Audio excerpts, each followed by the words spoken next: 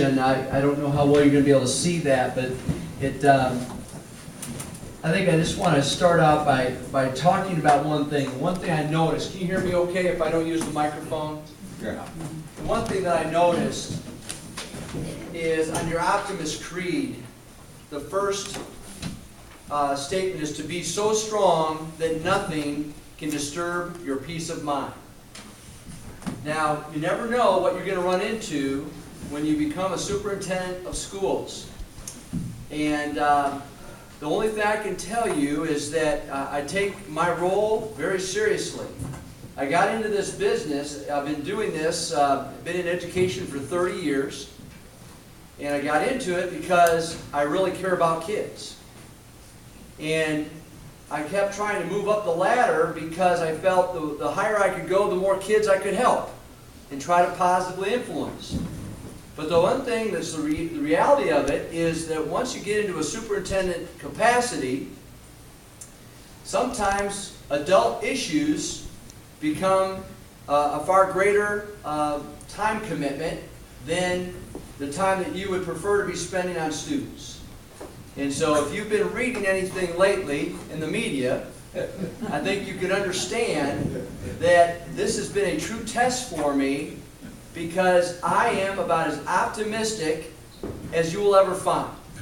Those of you who would know me throughout my life, I was very fortunate.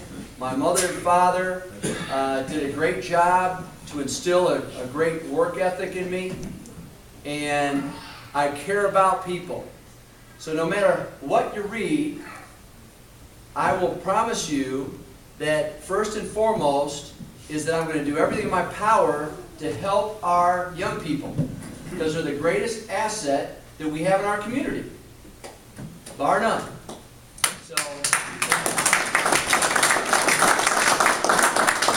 now, so I'd like to maybe go through some things with you this evening and give you a sense of where we are as a school corporation, but I thought it would be important for you to hear from me right from the get-go that the level of commitment that I have moving forward, I'll never deviate from that. So go ahead, thanks. My first impressions of the community, just to give you a sense of things, when I first started in July, I wanted to get a feel for the community. And not just Jeffersonville, but as you know, Greater Clark County Schools encompasses a far greater area, 215 square miles. You already probably know that. But for me, I needed to get a sense of our people. So what I did is I conducted listening sessions. I went to all of our buildings and I met with our staffs.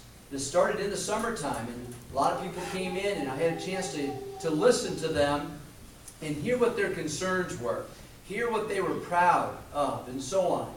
I ended up doing that not only with board members and staff, I did with our administrative team, and I've been working through our parents at every one of our schools as well. So I feel the best way to get a feel for the community